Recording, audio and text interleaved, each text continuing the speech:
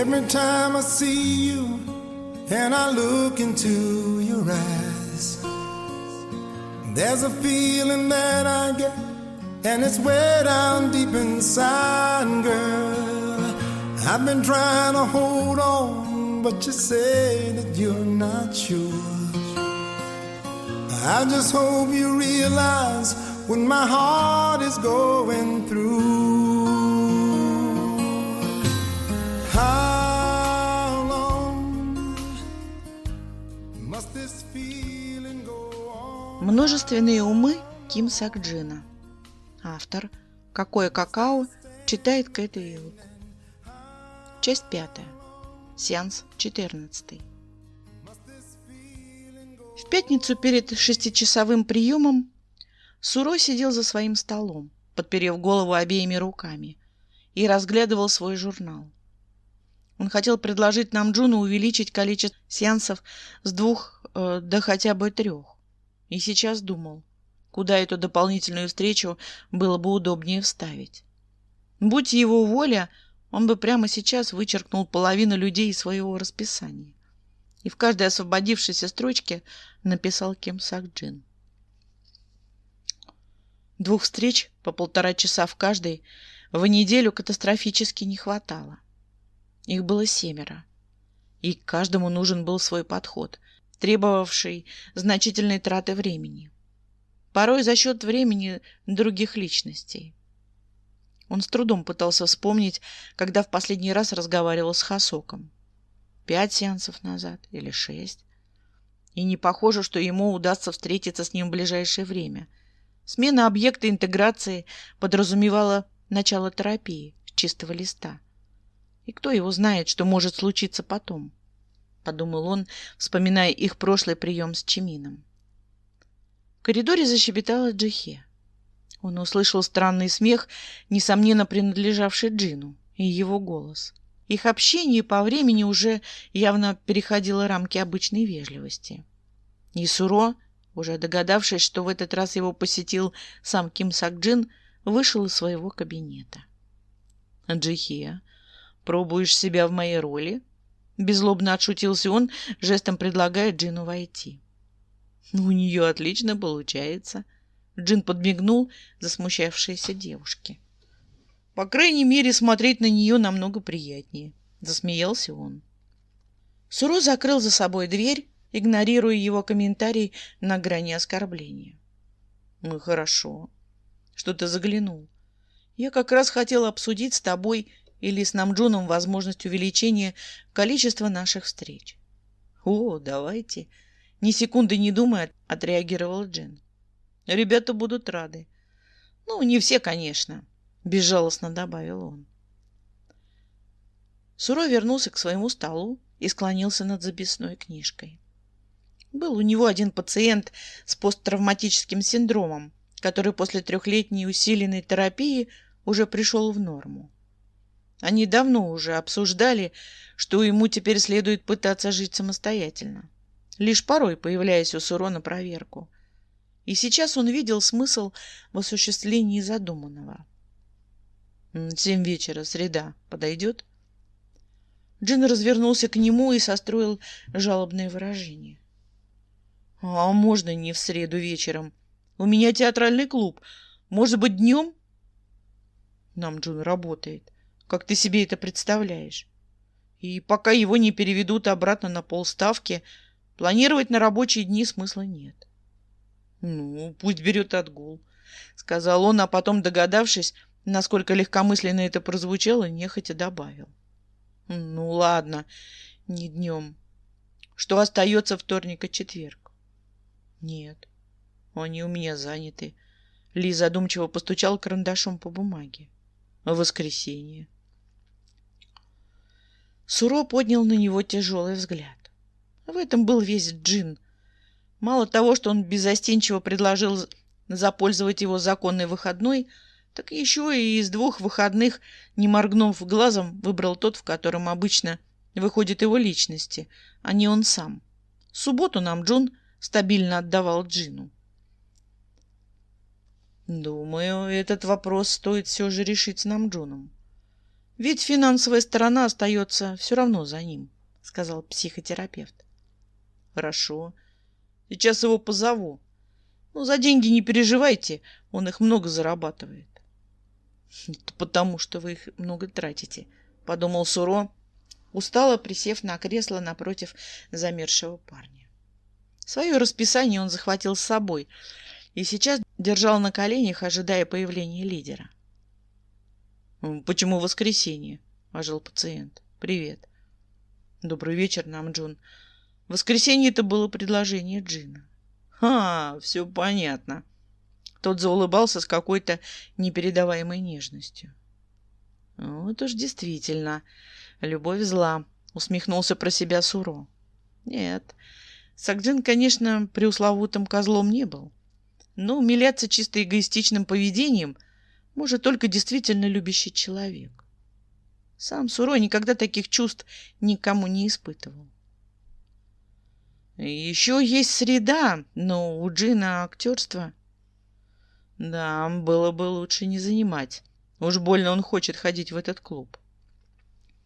Суро еще раз оглядел расписание, в котором, возможно, стоило сделать поправку. Но в четверг вечером у него был парень с маниакально-депрессивным психозом, и неожиданная смена времени сеанса могла на ранней стадии их знакомства вызвать у него новый виток мании. Так что четверг отпадал. Он сдержал вздох. «Хорошо.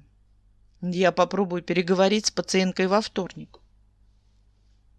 Возможно, она согласится поменяться, а на этой неделе в виде исключения встретимся в воскресенье». «Ты вообще не против третьего сеанса?» — спохватился он, разговаривая с множественными личностями. Порой забываешься, кому что говорил, а кому нет. «Конечно, нет. Я сам хотел предложить на самом деле. А где встретимся? Тут или...» Он сделал неопределенное движение рукой, не решаясь предложить другое. «Хороший вопрос. Мы договаривались с управляющим отелем, но я буду оповещать его, если мне понадобится офис в выходные. Но сейчас, я думаю, он уже ушел». «Можем у вас», — несмело сказал Намджун. «Как вариант», — кивнул Суро. «Но с моей одной пациенткой практикуем сеансы на дому. Хоть они и не так эффективны, но если это на один раз, думаю, ничего страшного. Вы же на улице Хваран живете?» Намджун подтвердил и назвал более точный адрес и квартиру. «Я больше не нужен? Могу уходить?» — спросил он. «Да-да, спасибо». Ли кивнул и сделал пометки в записной книжке. Когда он поднял голову, перед ним уже опять сидел Джин. Он узнавал его по улыбке, человека слегка самодовольного и самоуверенного, но получающего от жизни наслаждение. Для пациента с его диагнозом он был редкостью. Слишком жизнерадостный, слишком живой, тогда как другие люди с расстройством идентичности зачастую страдали депрессией, паническими атаками, находились в постоянной тревоге и были склонны к суициду. К тому же они в большинстве своем не признавали существование внутри самих себя других личностей. Не сказать, что Джина радовала постоянная потеря времени, но он был прекрасно осведомлен, из-за чего она происходила. И такая жизнь его вполне устраивала. «Что тебя сегодня ко мне привело?» — спросил Суро и отложил блокнот, наконец возвращаясь к сеансу. Чимин говорил, что сетовали, что давно меня не видели. «Как он?» — тут же схватился за эту новость терапевт. «А как он?» — Джин озадачился его вопросом. «Вроде как обычно». «Я хотел бы поговорить с ним в конце нашего сеанса». «Без проблем», — пожал плечами парень и уже пошел дальше. «О, я должен рассказать вам про клуб». Он подскочил, устраиваясь поудобнее. «Да, я хотел бы послушать. Чимин упоминал про него. Я уже давно хотел туда попасть, но, как назло, занятия у них были днем, а Намджуну нужно было работать. Я не решался даже попросить у него освободить для меня немного времени. Ведь я понимаю, что работа важна. Джин выгодно изобразил себя терпеливым страдальцем. Но буквально на днях Хасок наткнулся на листовку клуба, где они объявляли новый набор. Это было просто чудо какое-то. Преподаватель Чан Поль наполовину француз, сам выбирает себе учеников, полагаясь на свое чутье и совсем не обращая внимания на предыдущие регалии и опыт. Так он отказал одному пареньку, который сыграл эпизодическую роль полицейского в «Вы окружены», а меня взял. Его подбородок гордо вздернулся. Поздравляю, Джин, и это действительно здорово. А то Поль Сон Биним сказал, что сразу меня заметил, так как у меня приятная внешность, как раз для актера, выразительные глаза. Ему понравилось, как я играю. Удивление. Сакджин тут же сделал удивленную моську, изображая, что именно понравилось этому Полю. Говорят, с этим клубом сотрудничает даже UG Entertainment, прислушиваясь к мнению нашего учителя. Ну и понятно. Сразу видно, что он профессионал своего дела. Вы бы видели, как он играл Уилфрида. Правда, когда он злится, то переходит на французский, и его никто не понимает. «Почему нам Джун не учил французский вместо английского?» — посетовал он. «Сейчас бы очень пригодилось». «Ты уже участвуешь в какой-то постановке?» «Нет. Поль Сон Биним говорит, что еще рано. Я с ним согласен. Нам нужно подучиться как следует, прежде чем выходить на сцену. А старшая группа сейчас ставит свидетеля обвинения, Агаты Кристи». «Необычный выбор. Потому что иностранные произведения?» «Учитель не привязан к нашей корейской культуре, поэтому его постановки выглядят свежо и интересно для всех. Мечтой его жизни является поставить на нашей сцене Дон Жуана на языке оригинала. Но здесь никто не знает французского». Джин вздохнул. «Ах, если бы у меня была личность француз!» Глядя, как он сокрушается и, похоже, совсем не в шутку, Суро почувствовал тревогу. Для Джина были опасны мысли такого рода. «Зачем тебе французская личность?» — спросил он. «Ведь тогда и играть пришлось бы ей. Вы же не могли бы меняться каждую секунду?» «И правда», — к счастью, согласился Джин, оставляя эту идею. «Хотя было бы забавно. А вообще, раз уж мы заговорили на эту тему, то почему у меня все ребята корейцы? Я читал как-то про свою особенность, множественность личности». Он мастерски избежал слова расстройства. «У некоторых людей с моей особенностью личности бывают разных национальностей. И возраста, пола, расы. А мы все какие-то одинаковые, как классический бойсбенд. Хоть сейчас на сцену покорять девичьи сердца». Он хмыкнул, но без привычного задора. «Ты создал их такими, как тебе нужно было в определенный момент твоей жизни. Так получилось, что нужны были тебе только парни примерно твоего возраста.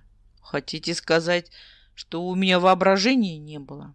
Создать кого-то поинтереснее? Нет. Я, между прочим, наоборот считаю, что твой мозг оказался умнее, раз воспроизвел такие разные, но в то же время схожие для внешнего мира сущности, что ваша адаптация к обществу и лечение проходит сравнительно легко». Фраза про лечение вырвалась у Суро непроизвольно. Он прикусил язык, но Сакджин как будто бы даже не услышал его последних слов. Он сидел задумчиво, теребя нижнюю губу, а от веселого Джина с начала сеанса практически ничего не осталось. Через некоторое время он сказал: «У Намджуна ямочки на щеках». «Что, прости?» «Ямочки. Вот тут». Он невесомо прикоснулся к своему лицу с обеих сторон. Когда Чимин улыбается, то его глаза превращаются в 2 полумесяца. А у Тэхёна родинка прямо на кончике носа. Он замолчал на мгновение.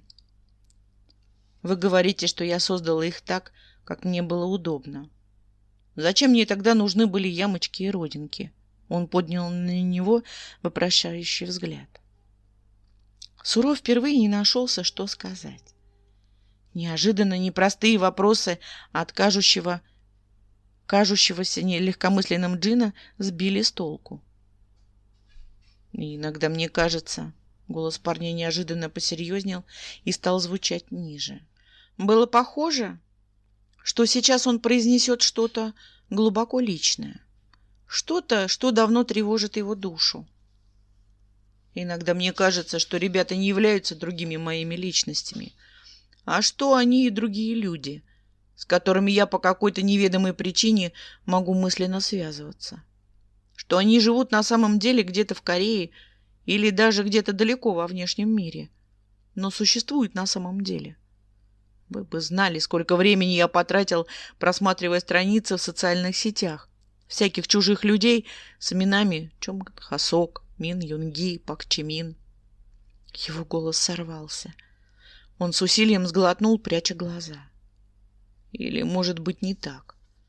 Может, я видел их краешком глаза где-то в свое время.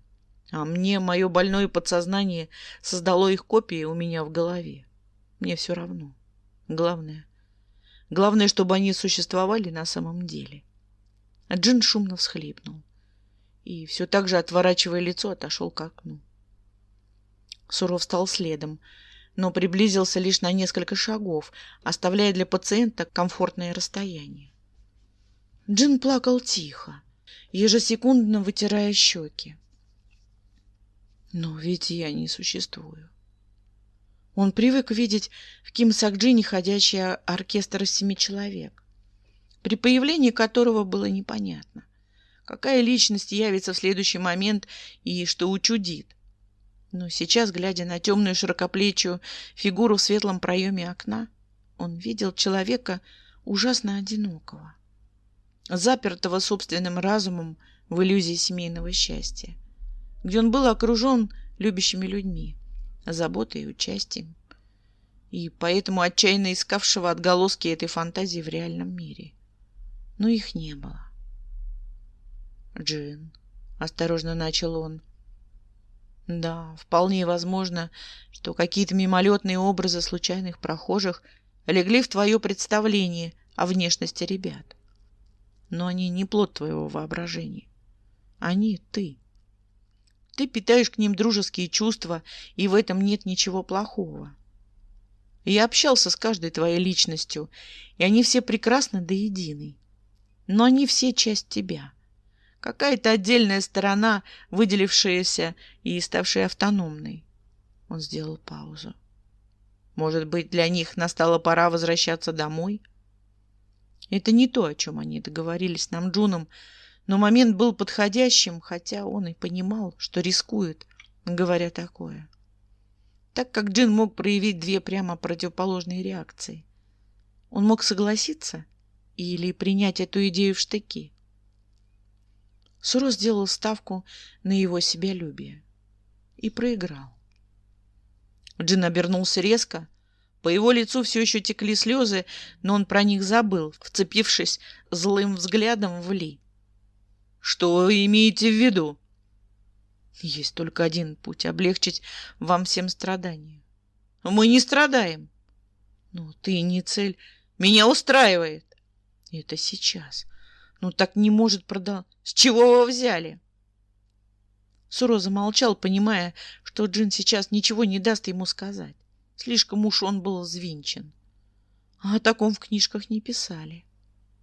В теории обычно рассматривался вариант, когда базовая личность не шла на контакт, страдая от своего расстройства и отрицая его, в страхе, что психотерапевт может отказаться от него. И именно в этом была основная сложность для врача существования слияния. Но чтобы пациент самовольно отказывался избавляться от своих личностей, такого он нигде не встречал. «Вы должны помогать нам, а не убивать!» Все распылялся Сак-Джин. «Вы это пытались сделать все эти сеансы. Вы не имеете права без моего ведома. Мы нанимали вас не для того. Намджун должен был... Намджун...» Он неожиданно задохнулся словами. а его глаза в ужасе расширились от внезапной догадки. «Намджун», — повторил он более жалобно, словно спрашивая у него подтверждение. «Ты должен понимать, что данное решение было...» Джин не дослушал, воспринимая его слова однозначно. Он пошатнулся, хватаясь за голову, и в следующий момент произошло нечто настолько невероятное, что любой психотерапевт мира сейчас захотел бы оказаться на месте Суро. Сознание захватили две личности одновременно.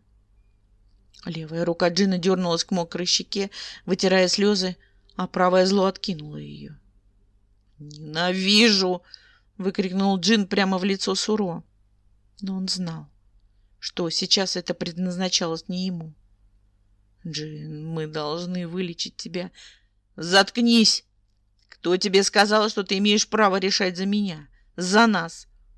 Он одной рукой со всей силы шибанул костяшками по подоконнику, а вторая тут же нежно обернула пальцами ушибленную конечность. «Я хочу, чтобы ты жил по-настоящему, понимаешь? Мы живем. Нет, не так. Разве ты думаешь, что это правильно? Мы не даем тебе свободы, а я хочу, чтобы ты влюбился когда-нибудь без оглядки на нас, завел семью. У меня уже есть семья». Его голос резко затих, а сам он без сил съехал по стене. Ли смотрел на него во все глаза, борясь с желанием схватить оставшуюся позади видеокамеру. Когда говорила та или иная личность, выражение красивого лица заметно менялось. С озлобленного на невероятно печальное и обратно. Левая рука переместилась на плечо забившегося в угол Джина, заключая в полуобъятие. У них сейчас все было объятие, тело, мнение, жизнь. Общая была только любовь. И то каждый для нее видел свой путь, свое будущее. Все прекратилось так же неожиданно, как и началось. В какой-то момент Суро понял, что смотрит на парня, замерзшего на полу, словно изваяние, с пустым взглядом и расслабленным лицом. Прошел сравнительно большой промежуток времени, прежде чем кто-то занял освободившееся сознание. «Ну, вот тут ты устроили», — протянул, поднимаясь, пациент, в котором Суро безошибочно определил Юнги. Он был из тех, кого один раз встретишь, а потом никогда не забудешь. «Знали бы, что там сейчас внутри творится. Надеюсь, вы в полной мере осознаете, что это ваша вина. Ваша вина». Смотрел он неодобрительно. Но как будто бы такому повороту событий особо не удивился. Будто давно знал, что так оно все и обернется. Джин должен был узнать. «Согласен», — пожал плечом Юнги, усаживаясь на подоконнике. «Но раньше. С самого начала, вообще-то. А вы нарушили первые правила нашего клуба». Он сделал паузу и затем усмехнулся, так и не дождавшись напрашивающейся шутки. «Не вступать с личностями в сговор против других личностей». «Это не сговор», — едва сдержал возмущенный тон Ли. «И это не против. Один Намджун понимает всю важность слияния». «Важность для кого?» Юнги продолжал кривить рот, оглядываясь в окно на улицу и болтая ногами. «Для вас или для него?» «Для вас. Для Джина в первую очередь. Сакджин страдает излишним сентиментализмом. Но ведь ты рационален, Юнги. Неужели ты видишь будущее в вашем совместном существовании? Неужели ты скажешь, что вы совсем не влияете на его жизнь, на принимаемое им решение, на его позицию в обществе?» «Ой, вот на общество вообще плевать», — презрительно кинул тот. Извечный бунтарь, пару раз в детстве сбегавший из дома, явно не считался с каким-то там обществом, в котором коммуникативный и зависимый от чужого мнения Джин всегда нуждался. «Но скажите, док, вот преуспеете вы в своем слиянии, и дальше что? Что вы видите для него в этом своем счастливом будущем, которое пророчите? Чем он будет заниматься? Будет актеришкой? Или вы думаете, он захочет работать, как Намджун? Или полюбит ходить за покупками, как Хасок? Или будет разбирать скучную корреспонденцию, как это делаю и я? Очень сомневаюсь. Вы ошибаетесь, если считаете, что он приобретет больше, чем потеряет. Он уже привык к такому раскладу. Процесс реинтеграции предполагает слияние всех существующих личностей в одну, а не отсечение уже отделившихся, вкрадчивым голосом сказал Суро, опираясь на стол. И все, что есть в вас, будь то ответственность Намджуна или хозяйственность Хасока, все это придет к нему, так как это и есть он. Юнги в очередной раз хмыкнул. То есть, мало того, что мы все канем в лету, так и сам Джин, каким он себя знает, исчезнет. Скажите, а вам не было бы страшно в один момент проснуться совершенно другим человеком? С этим вопросом он соскочил с подоконника, демонстрируя, отряхнул брюки и потопал к двери. Хотя сеанс еще далеко не закончился. «Юнги, пожалуйста, не уходи. Нам нужно...» «Прощайте, док», — перебил он его, хватаясь за ручку. «На всякий случай акцентирую ваше внимание на том, что я не сказал «до свидания», если вы вдруг не заметили сами». И с этими словами он вышел вон. «Юнги!» Суро кинулся за ним, мимо удивленной секретарши, вниз по лестнице, пытаясь догнать хотя бы на улице. Но когда он, запыхавшийся, вывалился в вечерний Сеул, его пациента и след простыл. Умение Юнги уходить от нежелательных преследователей, выработавшееся еще в младшей школе, дало о себе знать. «Что случилось?» — робко спросила Джихе, когда он вернулся обратно. «Катастрофа», — сказал он и неожиданно зло захлопнул дверь в свой кабинет. Глава 6. Вечер воскресенья. Намерения говорить «прощай» у него не было. Суро позвонил Сакджину пару раз в субботу и даже написал на намджуновскую рабочую почту. Но ответа ожидаемо не последовало. Поэтому вечер воскресенья он стоял у двери в их квартиру на Хваран-33, недалеко от скоростной дороги Букбу, и собирался с духом. Суро знал, что название улицы особенно нравилось Тэхёну. Это было его главным аргументом «за», когда они всемиром выбирали квартиру в Сеуле поближе к работе Намджуна. «Мы могли бы быть цветочными воинами», — говорил ему Тэхён. «Бесстрашным отрядом под предводительством Намджун Хёна. Мы бы были знамениты по всей силе, и нас бы боялись в соседних государствах, особенно Чонгука. Уверен, он бы преуспел в военном деле больше всех». «А в чем преуспел бы ты?» «В игре на барабанах. Знаете, в бою кто-то обязательно должен бить в барабаны для поддержания духа. Почему вы улыбаетесь?» «Это очень важно, чтобы сердца воинов не заходили в страхе перед врагом. Должен быть человек, который будет задавать ритм». Суро рассматривал новую дверь в чужой обители и думал, что ему сейчас бы с маму Тэхён с барабанами совсем не помешал. Он вздохнул и, наконец, коротко нажал на звонок. Через несколько секунд за дверью раздались уверенные шаги. Какая-то из личностей Джина остановилась напротив глазка, а потом молча зашагала обратно. Реакция была предвиденной. Суро хотел было нажать на звонок еще раз, но тут снова послышались чьи-то шаги, и в этот раз более легкие и стремительные. Щелкнул замок, и парень таким же невесомым бегом вернулся вглубь квартиры. Когда терапевт решился зайти за порог, навстречу ему вышел его бывший пациент. Походка у него была пружинистая, а шаги шлепающими, что говорило о том, что за это время в теле Сакджина успело смениться целых 3 личности.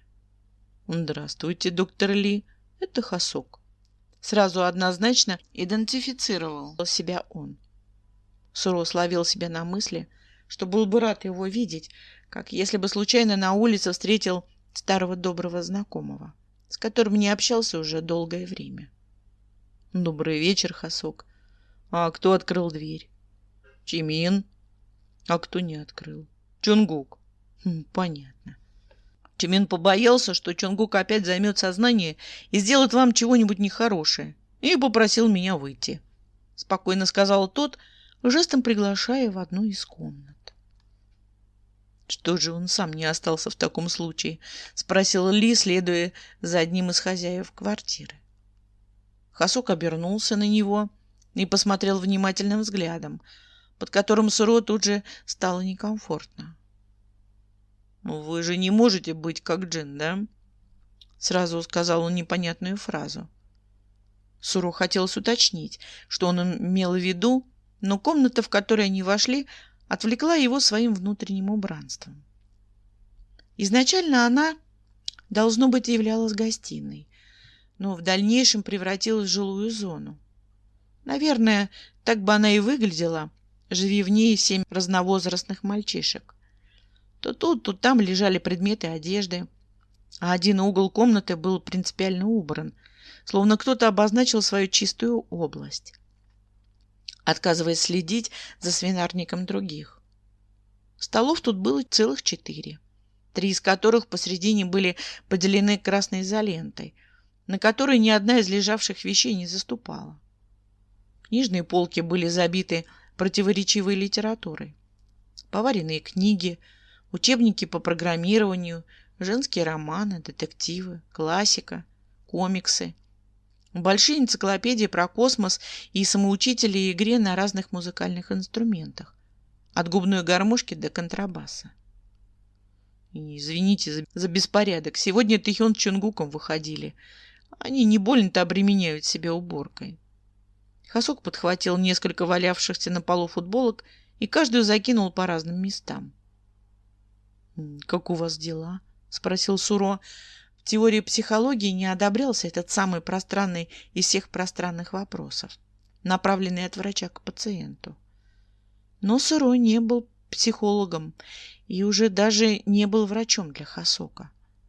Поэтому позволил себе этот чисто человеческий вопрос. «Намджун в изоляции», — сказал Хасок, присаживаясь на журнальный столик, а не на предназначавшийся для этого диван, на котором уже устроился Суро. «Ну, Джин Хён так думает. Мы-то все знаем, что он там сидит не потому, что Джин его не пускает, а потому, что идет на поводу у него и его обид. Думаю, Сакджин тоже об этом знает». Хасок коротко рассмеялся. Он уже все сроки по своему проекту прошляпил, а Джину все мало. Юнги бы его вразумил, но не считает нужным, а меня-то он точно слушать не станет. Ты не разделяешь его мнение. Профессиональные черты давали о себе знать. И Суро тут же схватился за торчащую ниточку. Нет. Ну и вашего, конечно, тоже не разделяю. Вообще не вижу выхода из всей этой ситуации. С грустью сказал он. И Джина жалко, и жить хочется. Это его фраза была такой пронзительной, тоскливой и по-человечески простой. То был Хасок смиренный. Он отличался от Хасока, как Суро в свое время охарактеризовал 2 ипостаси этой личности. В их самый первый сеанс он предстал перед ним этаким энерджайзером, не сидящим на месте, беспрестанно корчащим рожицы и слишком бурно реагирующим на любую фразу. Но когда Хасок вышел к нему на 3-й встрече, Ли не поверил своим глазам. Парень был печален, собран и чувствителен, а былая энергичность тенью отдавалась в мимолетных улыбках и спокойном смехе. Грешным делом Суро подумал, что личностей с именем Хасок было 2. Мало ли, подсознанию Джина не хватило фантазии на разные имена. А потом к нему пришла другая, более притягательная мысль, которую он еще долго не хотел отпускать. У Хасока было раздвоение личности. Раздвоенная личность внутри множественной. Это могло стать бестселлером в мире психологии.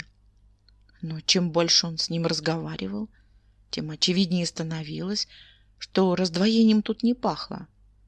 Просто эта сущность родилась такой эмоционально многогранной. И Суро с неохотой отбросил эту мысль. Вы, я думаю, смогли бы убедить Джина отстать от Намджуна. Боюсь, что Джин мне больше не верит, с горечью сказал Суро, и он прекрасно понимал, что в этом был виноват сам, как в пятницу и сказал Юнги. Не думаю, что не верит, задумчиво протянул Хасок, опасно откидываясь на руки, журнальный столик жалобно скрипнул. Он вас уважает и прислушивается, но сейчас боится, что вы своими шаманскими приемчиками можете против нашей воли что-то в нашей голове нахимичить. Мы все, если честно, боимся. Шаманские приемчики. Попробовал на вкус это словосочетание Суро. Так на моем веку психотерапию еще никто не называл. Я не знаю, как это работает. Хасок махнул рукой, словно обозначая границы это. Может быть, я сейчас с вами разговариваю, а вы меня, интегрируете. Это не уличная магия, покачал головой тот. Кто знает, а может и магия. Парень вскочил, пафосно размахивая руками и раскачиваясь, неожиданно являя Хасока. Он засмеялся как-то эмоционально, встрепенувшись. Слушайте, а что же, я вам даже чай не предложил. Пойдемте попьем. Он повел его обратно в коридор, а оттуда на кухню.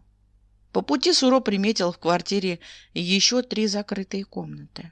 А Хасок, заметив его интерес, устроил краткий экскурс. Тут у нас спальня. Ничего интересного.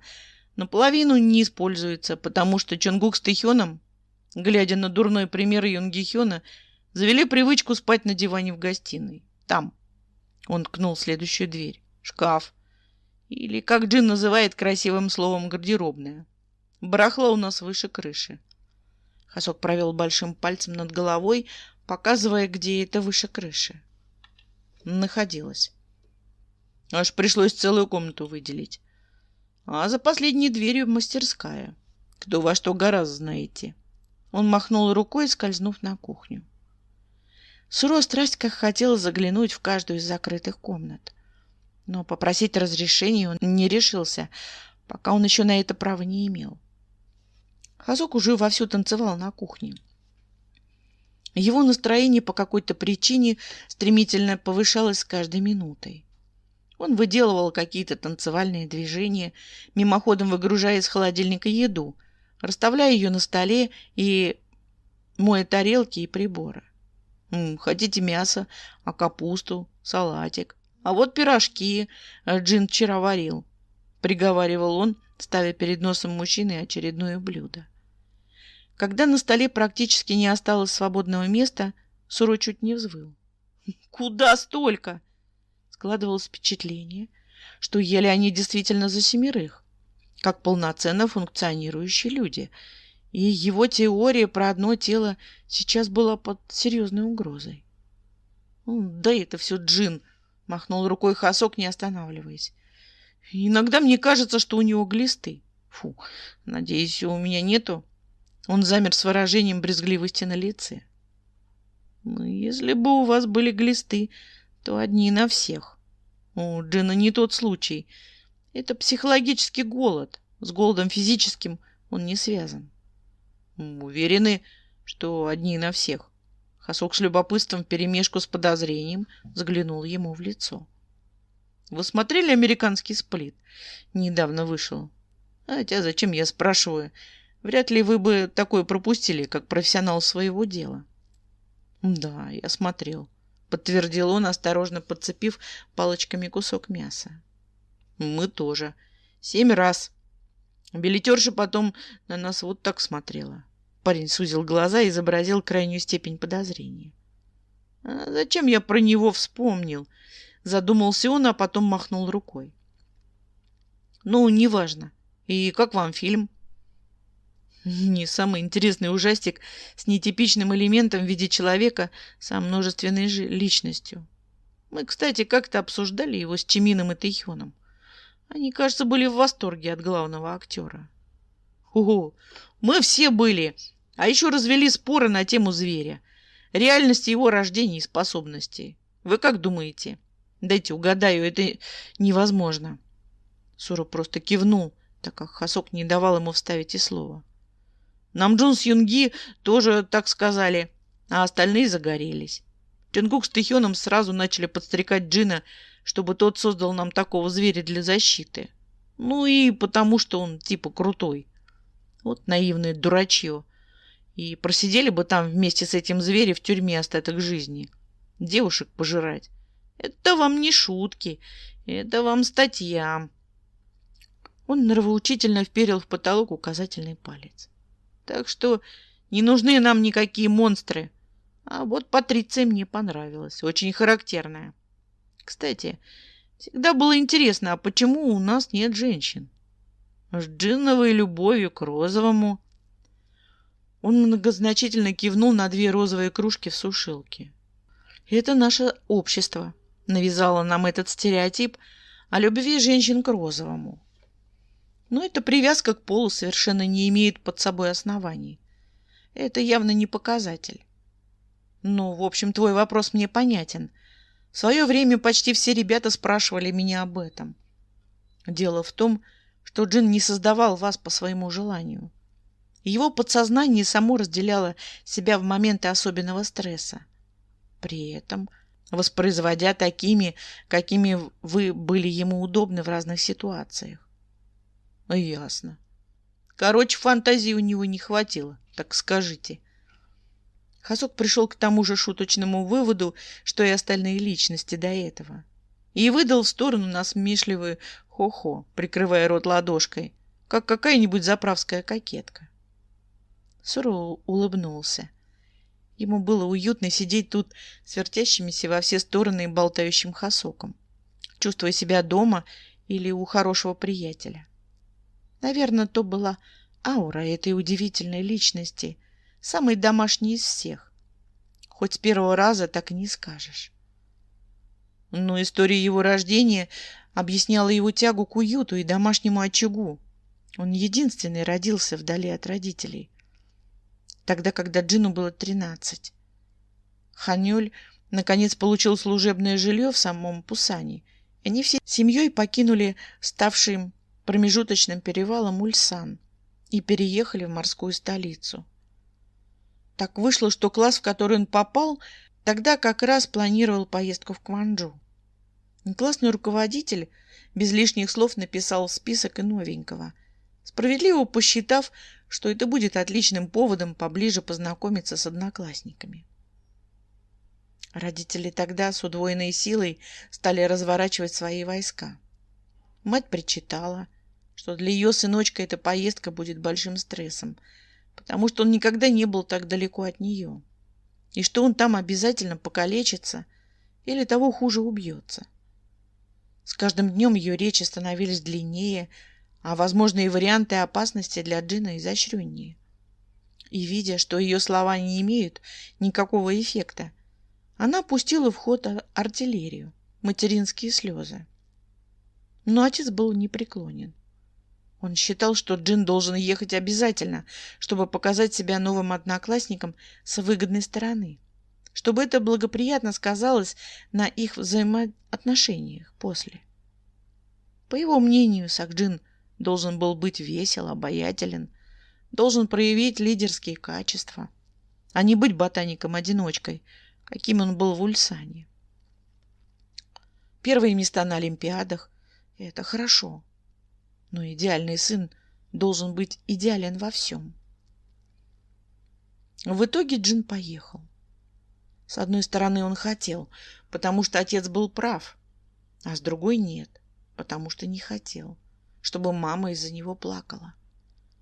Но Хасок его проблему неожиданно решил.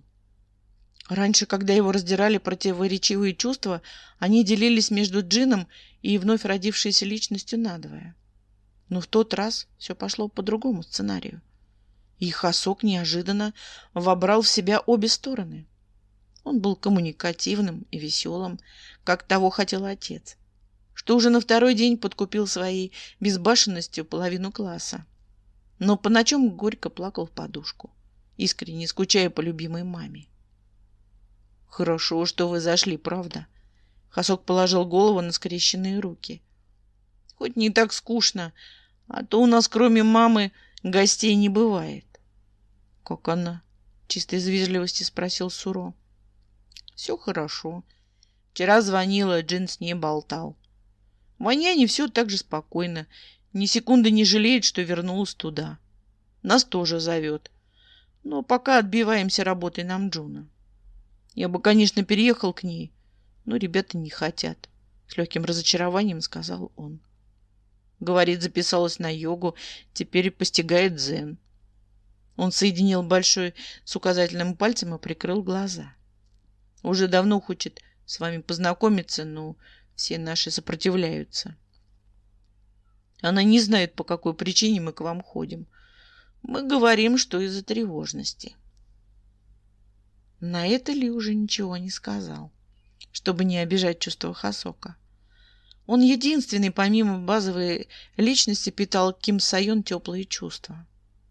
Суро всегда задавался вопросом: а сколько же изначально было в Джине любви к матери, если ее с трудом хватило на него, самого, и еще одну личность, тогда как уважение и страх перед отцом унаследовали все шестеро. Если Суро и хотел когда-нибудь познакомиться с ней, то исключительно как с пациенткой. Эта женщина мало того, что являлась одной из двух главных причин расщепления сознания сына, так она еще и умудрилась этого не заметить и до сих пор находилась в счастливом неведении о диагнозе Джина. Расстройство идентичности не выглядело таким уж уникальным заболеванием на фоне ее разрушительной и слепой любви. Размышления о чужой матери вывели ход его мысли в неожиданном направлении, и он, оживившись, сказал: «Кажется, я придумал, как можно заставить Джина смягчиться». «О, и как?» Хасук тут же встрепенулся. «Шаманские приемчики», — важно кивнул Суро, а тот залился смехом, оценивая шутку. «Хорошо, дело ваше. Я могу попросить Джина выйти, но не факт, что выйдет именно он. Тут, знаете, очередь к вам, все ломятся, аж голова разболелась». Парень картинно сжал виски, и только сейчас Суро после его шутливой фразы понял, насколько сильной личностью на самом деле был тот.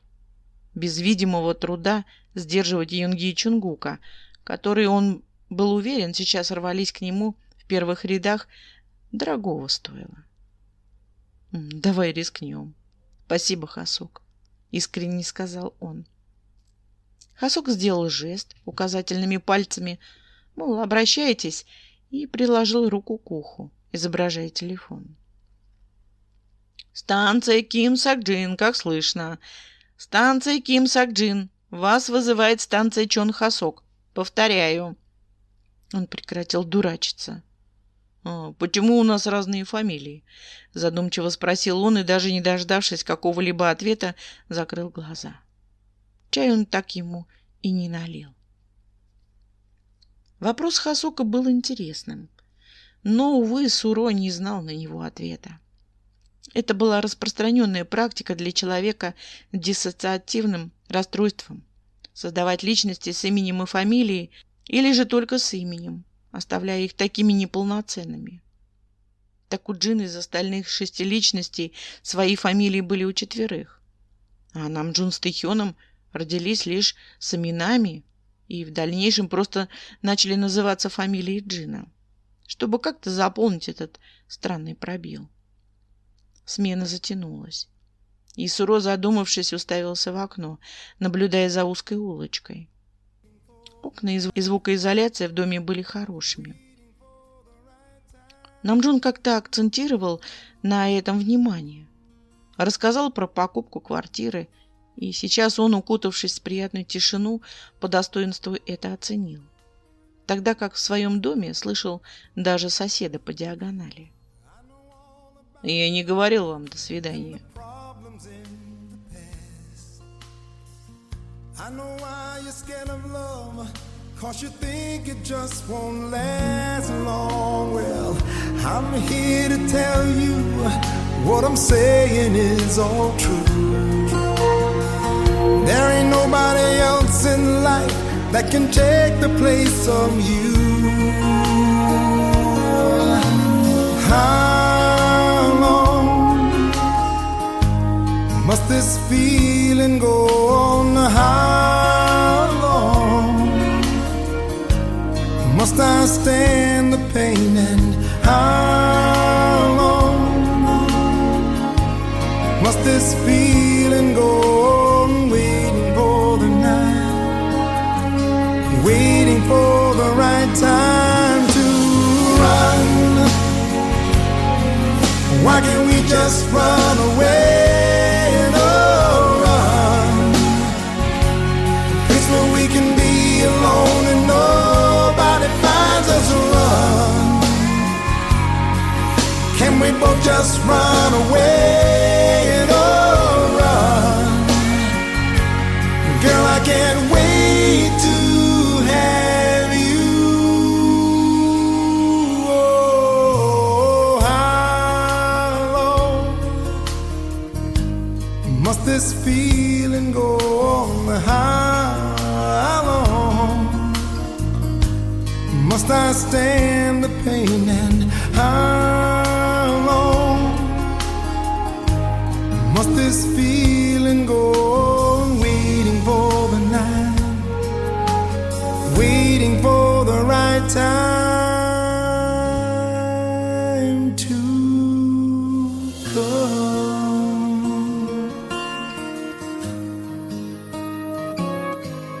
to come.